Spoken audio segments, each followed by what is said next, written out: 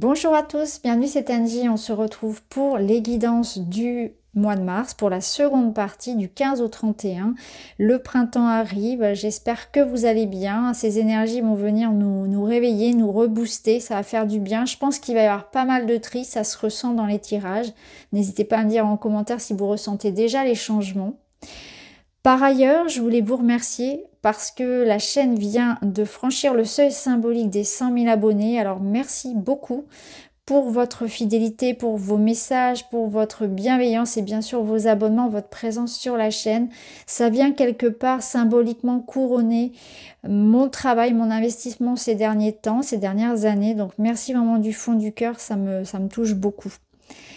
Alors sinon, pour cette guidance, eh bien, comme d'habitude, je vous invite sans surprise à écouter votre signe solaire, votre ascendant et votre lunaire si vous souhaitez compléter et venir confirmer les informations. Vous pouvez écouter pour vous ou bien pour un proche, pour la personne de votre cœur notamment. Et puis le petit pouce qui permet aussi voilà, de faire jouer l'algorithme en ma faveur. Un abonnement si ce n'est pas encore fait pour ne rien rater pour la suite. Et puis un petit commentaire, voilà, si vous souhaitez exprimer quelque chose et que je vous réponde. Merci à tous, je vous embrasse et je vous dis à tout de suite.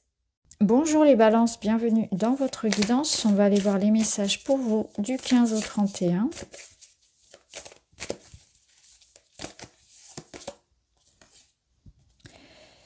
Le courage, vous êtes un vaillant chevalier. On vous demande, on vous invite surtout à passer à l'action. Avec enthousiasme, lancez-vous. Ayez le courage d'agir. Suivez votre cœur. On vous sent très dynamique sur cette période, les balances. Et oui, vous avez la rivière qui vous annonce une évolution. Et là, ça parle encore d'audace. Donc, il y a quand même quelque chose d'audacieux, de courageux à faire. On se lance, on y va. Il y a une belle évolution. Peut-être un voyage, une transition de vie, un déménagement. Ça peut être dans la matière, mais c'est aussi très symbolique. Il y a une étape, on franchit un pas. Répare tes blessures. Ok, ça vous permet d'aller de l'avant. On vous demande de vous apaiser, peut-être de pardonner. De prendre soin de vous. De prendre soin de vous. Est-ce que ça va? Comment est-ce que vous allez? Clairement, c'est la question que pose cette carte. Comment est-ce que vous allez? Si vous ressentez de la tristesse, prenez-la en considération. Si vous ressentez de la peur, si vous ressentez de la culpabilité, du manque, donnez-vous ce dont vous avez besoin. De quoi avez-vous besoin? C'est le moment de vous sonder émotionnellement. Posez-vous la question. Comment est-ce que je me sens? Et qui d'autre que moi peut m'apporter ce dont j'ai besoin? Puisque vous êtes celui ou celle qui vous connaît le mieux. Ici, on parle d'un nettoyage spirituel et énergétique. Qu'ai-je besoin de libérer, de nettoyer? Bah, c'est ça. Bon, clairement, vous êtes en train ici de vous libérer de quelque chose qui est lourd. Vous êtes en train de faire non seulement un travail sur vous-même, et non seulement dans la matière, vous voyez, ça a un impact après dans la matière, c'est-à-dire que vous allez vous rendre compte de certaines choses et ensuite vous allez l'appliquer dans votre vie concrète. Il va y avoir des décisions concrètes, des changements concrets qui passent et qui viennent, qui ont pour origine cette prise de conscience intérieure par rapport à comment vous allez, vous voyez. Parce que du coup, vous allez ressentir qu'il y a un travail à faire peut-être autour de vous. Couper des liens, couper des habitudes, adopter d'autres comportements, des changements. Vous avez besoin vraiment de faire un grand ménage vous aussi. C'est vraiment l'énergie du printemps. Vous allez vous libérer aussi de tout ce qui... Comme si certaines personnes dépendaient de vous. Vous voyez, des personnes qui viennent pour un petit peu ronger votre énergie, qui vivent à vos dépens. C'est ce que je ressens. Des sortes de vampires énergétiques, vous savez, des gens qui viennent pour prendre, qui sont là uniquement pour leurs propres intérêts. Et ça, vous allez en prendre conscience de tout ça. Vous allez dire stop. Vous allez arrêter de trop donner. Ça peut être ça, tout simplement. Arrêter de trop donner. De penser davantage à vous. Arrêter d'être trop gentil. De ne pas savoir poser des limites. Pour certains, on peut faire un travail sur la dépendance affective. l'extrême jalousie, ça peut être ça. Vous travaillez sur vos failles, hein, vous travaillez sur beaucoup de choses, là c'est très intense pour vous et c'est très courageux. Que ce soit par rapport à vous ou par rapport à poser des limites à quelqu'un, c'est très courageux. Là on vous parle d'équilibrer votre masculin et votre féminin. On vous parle vraiment d'être dans une énergie de nouvelle vie et d'être plus autonome. L'énergie du féminin qui réfléchit, qui prépare, et l'énergie du masculin qui agit. Il y a un équilibre entre le faire et entre l'énergie de plus passive, on va dire. Et il y a aussi un équilibre entre ce que vous donnez et ce que vous recevez. C'est ce qui vous attend un peu sur cette période-là. Alors, on va voir avec d'autres cartes. Toujours dans cette énergie du 15 au 31. La justice, vous remettez de l'ordre, vous prenez des décisions importantes. Chacun reçoit ce qu'il mérite. Toute action a des conséquences et c'est un peu ce qui se passe en ce moment. Ouais. On récolte ce que l'on a semé, dans un sens positif comme négatif. Tout dépend de ce qu'on a semé, clairement. Et vous faites un peu la balance ici, l'équilibre, effectivement, le ménage dans votre vie. Vous prenez des décisions importantes. Il y a peut-être quelque chose qui passe par la justice, hein, par l'officialisation, par l'administration. C'est quelque chose de radical et d'important, en tout cas. D'objectif. Vous prenez ici... vous prenez vos responsabilités. Et là, on a le messager. Donc le messager, il nous parle vraiment de prendre conscience. C'est vraiment... alors ça peut être un message, quelque chose comme un papier important, un verdict, etc. Mais c'est surtout que il y a comme l'idée que la vie vient vous montrer des signes. Il va falloir être réceptif aux signes qui vous invitent à prendre des décisions, qui vont venir confirmer vos intuitions, vos ressentis. Et ça va vous permettre de vous mettre ensuite en action. Ouais.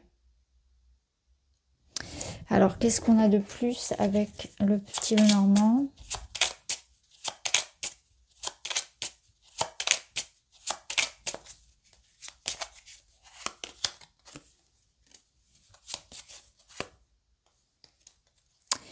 Alors, on a cette femme ici, cette énergie yin qui est dans la confusion. Donc, j'ai l'impression qu'ici, vous allez avoir comme une forme de clarté. Une forme de clarté par rapport à une situation. Une forme d'équilibre qui revient. Ici, au dos, on a l'enfant, donc c'est le renouveau. Ça peut être une situation par rapport à un enfant, bien évidemment, ou par rapport à un renouveau que l'on souhaite dans sa vie. Ça peut être aussi, ça peut représenter une énergie d'immaturité. C'est que là, ce que vous voulez, vous, c'est quelque chose de droit, de clair, d'établi, de rigoureux. Et la justice, elle va résonner dans ce sens-là, dans le sens où vous voulez officialiser les choses, vous voulez les rendre... alors, ça peut être vraiment par rapport à un projet comme par rapport à une relation, mais surtout, vous voulez recadrer quelque chose. Et l'énergie de l'enfance, aussi l'énergie de la candeur, de la douceur. Donc, peut-être aussi que il y a quelque chose qui appelle en vous. Moi, je ressens vraiment que quelque chose appelle en vous et vous allez l'écouter, vous allez le suivre. Alors, on va voir dans le domaine de la matière. Donc, le travail, les études, l'argent, le quotidien. 4 de coupe. Le 4 de coupe, c'est un temps où on réévalue justement. C'est un temps où on se pose la question, est-ce que je suis bien là? Est-ce que je suis bien dans cette maison? Est-ce que je suis bien dans ce travail? Est-ce que je devrais accepter ce qu'on me propose? Est-ce que c'est suffisant? Est-ce que ça me plaît réellement? Vous voyez, vous êtes comme ça un petit peu en retrait, en réflexion, pour réévaluer et prendre les décisions qui vont s'imposer derrière. Donc il faut peut-être pour certains avoir le courage de dire, bah non, ici, finalement, je suis pas bien. J'ai envie de changement, j'ai envie d'autre chose, j'ai envie de plus. J'ai envie d'évoluer. Vous voyez comment ça résonne, mais... Vous avez le droit de refuser ce qu'on vous propose. Vous avez le droit de changer de voie. Vous avez le droit, en fait, aussi de vous mettre en retrait, d'avoir un besoin de solitude pour vous écouter, pour faire un bilan, pour faire un point. On va voir avec le Normand ce que ça nous dit. Soleil, c'est beau ça, soleil. Soleil et la maison. Là, on a une coupe qui est très positive. Au dos, on a quoi? On a les trèfles. Bon. Là, on voit que finalement, vous allez vous rendre compte de quelque chose. Il y a une insatisfaction dans le 4 de coupe que vous allez rétablir. Alors, ça peut être en lien avec votre, voyez, demander une augmentation. Ça peut être un changement par rapport au domicile. Ça peut être quelque chose de familial. Ça peut être l'idée d'aller créer quelque chose de différent, hein, peut-être en dehors, se lancer dans un projet qui vous parle, qui vous plaît à vous.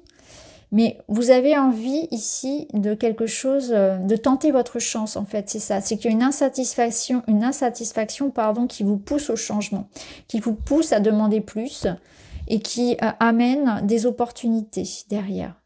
Pour certains, c'est financier. Alors, on va voir dans le... Faut pas hésiter en fait à demander ce que vous méritez et à faire ce que vous voulez réellement, à vous écouter. C'est pour ça que je vous disais, écoutez-vous vraiment.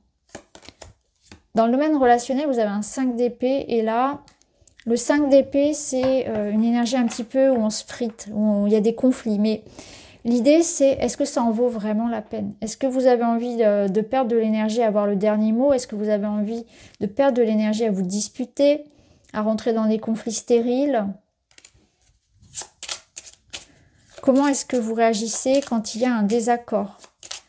Est-ce que vous montez dans vos tours? Est-ce que vous essayez de négocier?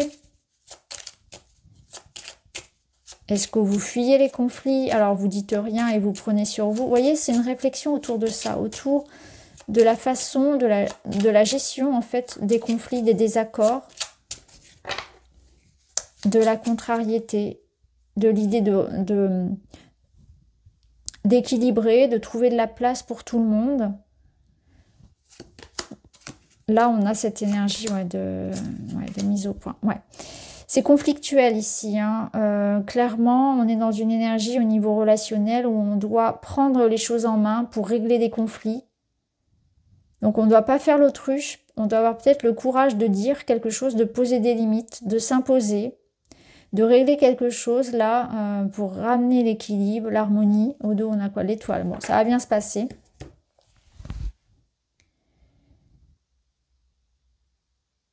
Oui, vous devez régler une situation ici. On vous demande avec l'énergie de l'homme de prendre les choses en main, de ne pas être dans une énergie de passivité. Défendez-vous, réglez la situation, sans pour autant tomber dans œil pour œil, dent pour dent. Soyez plutôt dans une énergie de vérité, d'authenticité. On fait les choses clairement, pas par derrière. C'est vraiment cette idée-là, surtout avec la justice.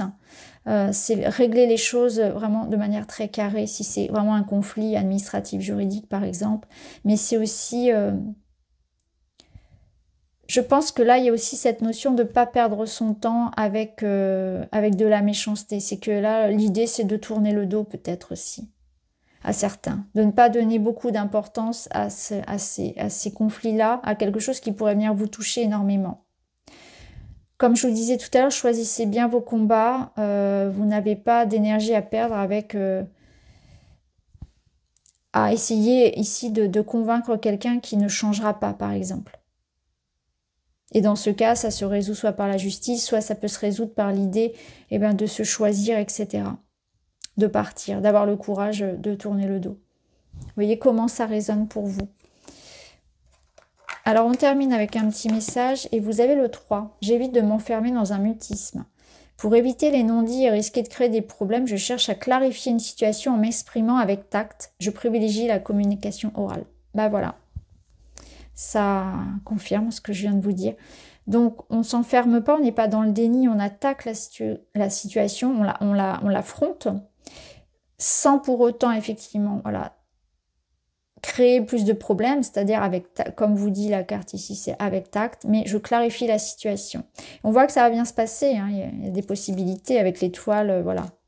notamment si vous cherchez des accords écrits, voilà, c'est favorisé.